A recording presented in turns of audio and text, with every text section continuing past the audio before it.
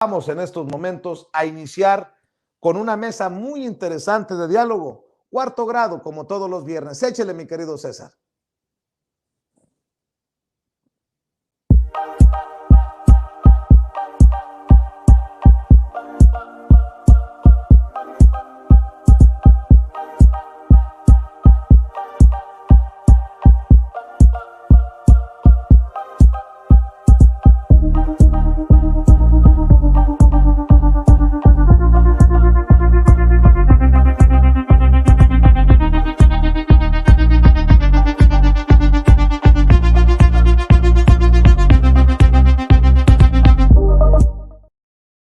Bueno, ya me da mucho gusto recibir a Yasmín Ugalde, integrante del Instituto Nacional de Formación Política de Morena. ¿Cómo estás, Yasmín? Buenas noches. ¿Qué tal, Vicente? Buenas noches a ti y a tu auditorio. El día de hoy ya aquí es viernes, ya es cuarto grado y el día de hoy vamos a recibir a compañeras muy aguerridas, ellas tres.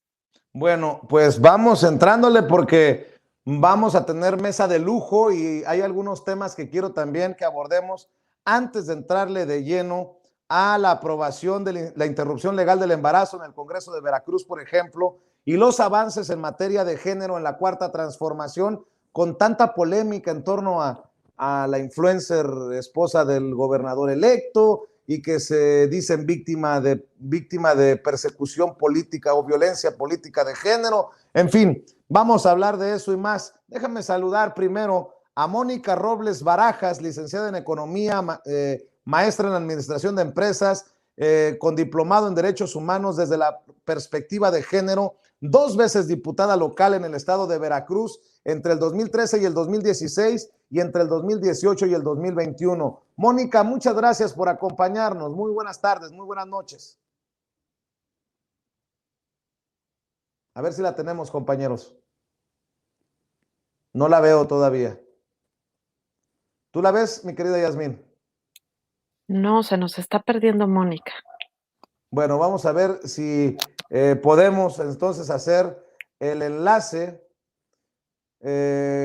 con Carola Viveros Cházaro, o Chazaro, ustedes me corrigen, por favor. Carola es activista feminista y militante de Morena, es fundadora del partido, fue delegada distrital, se desempeñó como diputada local de Veracruz de 2016 a 2018. Entre sus trabajos legislativos incorporó al Código Penal el delito de hostigamiento sexual. También presentó la ley de austeridad para Veracruz y la iniciativa para que la interrupción del embarazo no fuera punible antes de las 12 semanas de gestación. Ahora es parte del gobierno del estado desde 2018 en la Secretaría de Protección Civil. Carola, ya estás con nosotros, te saludamos.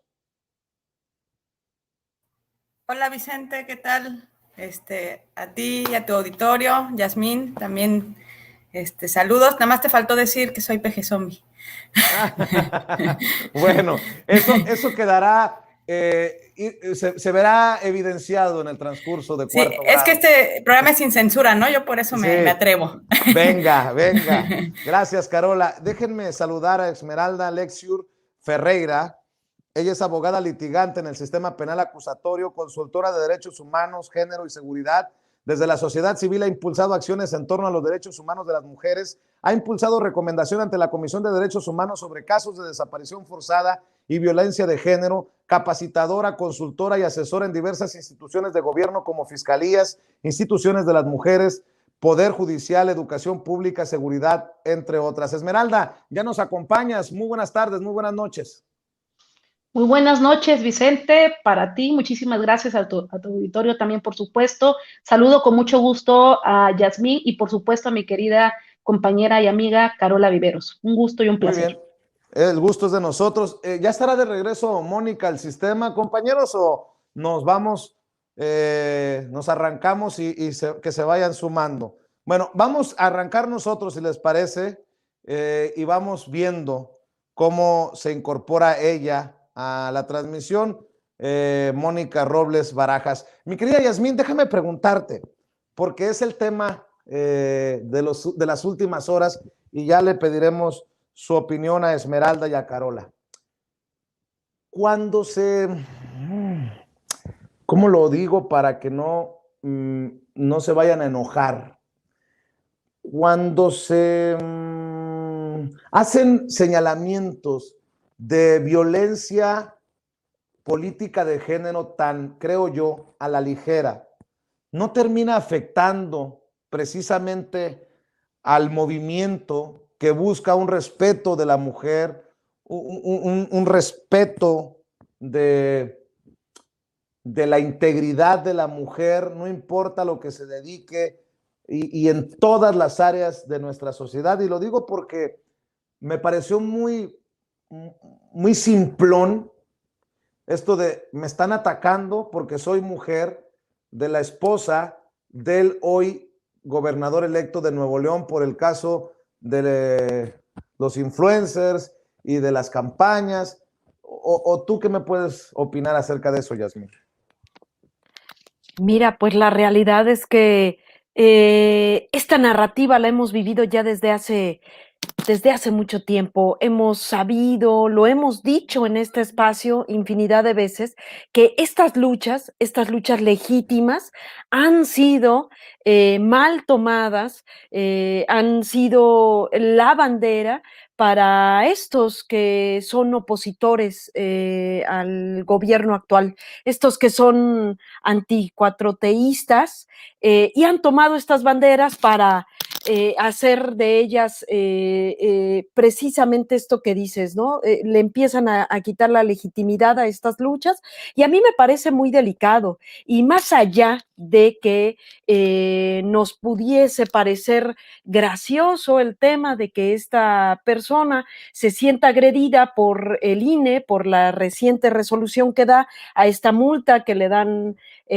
al actual, bueno, al que es electo gobernador, y habría que recordar ahí, por un lado, lo delicado que es el tema, y yo aquí ya no me metería más en materia porque precisamente a quienes tenemos aquí hoy de invitadas son quienes tienen el conocimiento puntual y podrán decirnos con mayor claridad cuál es, dónde radica lo delicado que se utilice este tema. Pero aparte de ello, yo sí le respondería a esta persona y diría, bueno, perdón, pero el INE, por mucho menos que eso, quitó varias candidaturas a Morena en la anterior elección y no se compara ni tantito, pues, el agravio. Entonces, una vez más es utilizado el tema, creo que es parte de sus narrativas seguir estando en boca de todos, aunque sea para la burla, ¿no?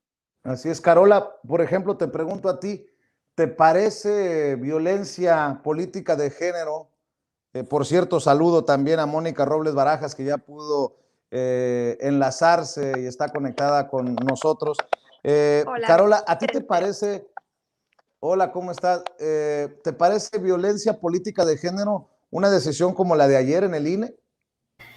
No, me parece, así como dice Yasmín, me parece que se usa el tema, ¿no? O sea, que sea mujer no significa que todo lo que ocurra es en razón de género, ¿no? O sea, bueno, si te están señalando de ser una persona tramposa, pues lo más seguro es que no tiene nada que ver con que si eres mujer o eres hombre, ¿no? Y creo que ese es el tema con ella. Pero bueno, pues les gusta entre confundir, pues les gusta engañar, les gusta subirse a las coyunturas, les gusta jugar el papel de víctimas, ¿no? Eso ha sido, pues ese ha sido su actuar, ¿no? O sea, siempre hay alguien que está dispuesto a hacerla de payaso, ¿no? O de payasa, y pues prácticamente, pues de eso viven, ¿no? Entonces, pues le siguen buscando, ¿no? Como la mofa ahí como pues para tratar de, pues de liberarse ahí y pues de distraer más bien la atención, creo yo, ¿no? ¿No son precisamente estas mujeres en la política las que con sus señalamientos le quitan seriedad al movimiento, a las campañas? Por ejemplo, te pregunto, Esmeralda, porque también recuerdo que en su momento Rosario Robles ha hablado de eso, de soy víctima de violencia política de género. Y dice uno, ¿con qué cara? Te están acusando de ser corrupta, no te están acusando por ser una mujer corrupta. No sé, ¿o cómo la ves tú, Esmeralda? Híjole, pues como es un programa sin censura, yo voy a decir la verdad de lo que pienso. Échale, Yo, échale. yo considero que si hay posibilidades en un momento dado de que independientemente que sea la corriente política que tenga una persona u otra, valorando cuál es el sentido de fondo que se tiene respecto a determinados actos. Por ejemplo, yo desconozco a fondo precisamente los datos y la información que se genera como para llegar a la conclusión de que ella pudo haber realizado o no, en el caso de la persona de Nuevo León, pudo haber realizado o no una conducta, porque yo ni soy la autoridad que tiene a la mano la investigación y sería como un poco deshonesto de mi parte emitir un comentario sobre algo que no tengo idea de cómo está. Y sobre todo porque el INE se ha jalado bastantes argucias, lo hemos platicado, creo que en un programa también estuve con posibilidad de compartir con Yasmín en algún momento, y hablábamos también de esas argucias donde el INE de pronto Lorenzo Córdoba dice una cosa y después dice otra, y yo sí considero que hay que poner especial atención y voy a hablar de las diferencias entre Rosario Robles y esta chica de Nuevo León. Lo primero es que quien está candidateándose en el caso de Nuevo León no es ella. Entonces, lo primero que podría decir que en ese caso muy particular pudiera no existir una violencia política única y exclusivamente suponiendo que tengo esta información como cierta. Es decir, quien se estaba candidateando para un puesto de elección popular, que resulta ganador y que obviamente tiene sanciones, pues es una persona que es su esposo, con lo que ella tiene una relación. La violencia política tiene que ver con el ejercicio que se realiza o que se obstaculiza o que se intimida, que se humilla, que se denigra o que se divulga, se amenaza, se impide el ejercicio de los derechos de las personas que están compitiendo por un cargo de elección popular, aquellas que ya tienen un cargo o que están en función y a de aquellas personas que incluso están en una aspiración de dicho cargo. Entonces, en este sentido, lo primero que yo tendría que puntualizar es que desde mi punto de vista y meramente jurídico en términos de la Ley General de Acceso a las Mujeres a una vida libre de violencia, no estaríamos en un caso de esta chica Mariana como un tema de violencia política. En el caso de Rosario Robles, yo creo que si bien no pudiera ser una violencia política, sí podría existir una violencia de género, porque recordemos que lamentablemente gente corrupta de los sexenios pasados hay muchísimas. Digo, tenemos, y hay que decirlo con todas sus letras, gente que sigue el día de hoy incluso con cargos públicos, son diputados, son senadores de corrientes políticas, ocuparon puestos de gobierno de muy alto nivel. Tenemos recientemente el tema de esta información de robo de intervenciones de celulares y comunicaciones con este tema de Pegasus, que era un tema de oídos a gritos desde que estaba el sexenio. Y tenemos, por ejemplo, a una persona que está en elección popular, que fue elegido para un cargo de elección popular, y que, por ejemplo, sobre estas personas no se ha ejercido ningún tipo de situación.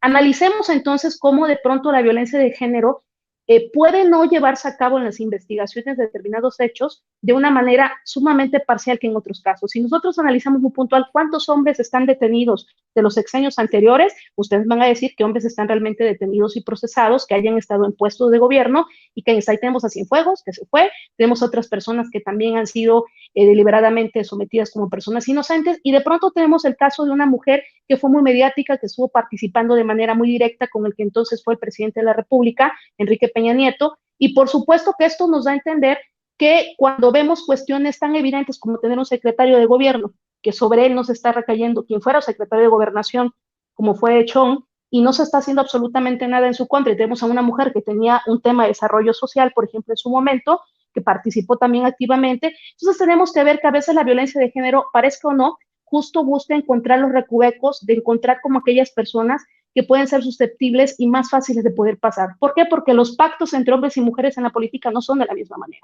Y lo vamos a poner muy coloquialmente. ¿Cómo hacemos pacto las mujeres en la política? ¿Cómo pactamos para poder llegar a un cargo público? ¿Cómo lo hacemos? Pues de entrada, sabemos que las formas y los fondos no son exactamente los mismos. ¿Cómo realizas campaña política una mujer y cómo realiza campaña política un hombre? ¿Cómo se desenvuelve una mujer en sus puestos de gobierno y cómo se desenvuelve un hombre? Entonces, creo que en el fondo sí tenemos que encontrar que siempre va a haber elementos de desigualdad y discriminación que se pueden encontrar. Ahora, decir que es inocente es otra cosa completamente distinta. Entonces, lo que estoy comentando nada más es que puede eventualmente existir violencia de género sin que eso demerite que haya cometido una conducta delictiva, y eso es otra cosa. Mónica Robles Barajas, te pido tu opinión sobre esto que estoy planteando para iniciar la mesa. Hola Vicente, ¿qué tal? Un gusto saludarte y bueno, a Yasmín, a mis compañeras, a Esme y a Carola, con mucho gusto estar aquí con ustedes. Bueno, mira, yo considero que evidentemente como todas las leyes siempre hay un riesgo que se quiera mal utilizarlas o se quiera abusar de ellas. Y este es el caso pues todo este tema de la violencia política en razón de género contra las mujeres. Me parece que en el caso de Mariana, como bien lo han dicho tanto Tania como Esmeralda, pues no, yo no vería que hubiera realmente una violencia política, pero el que ella lo utilice va a depender de qué haga la autoridad electoral en este caso para hacer que esa ley realmente no se prostituya, ¿no? Que esa ley, lo que tú comentabas al principio, que si esto no perjudica la lucha y sí, puede hacerlo siempre y cuando si la autoridad electoral pues decide sin elementos, sin que sí hay una violencia política en razón de género contra ella. Cuando pues pareciera, como por las razones que hemos dicho, que no podría tipificarse esta conducta, ¿no? Este delito hacia ella. Entonces, ¿cómo hacemos que no es que el marco legal esté mal, no es que la lucha y para que se tipificara, para que se estableciera la violencia política en razón de género contra las mujeres como algo que se tiene que perseguir por parte de las autoridades esté mal, sino que corresponde ahora a las autoridades hacer que esa legislación, ese marco legal, pues se respete y se aplique de la manera adecuada, ¿no? Creo que eso es lo que habrá que ver para que todo este trabajo de muchas mujeres detrás, pues no sea demeritado y realmente cumpla la función para lo que se creó. Yasmín, creo que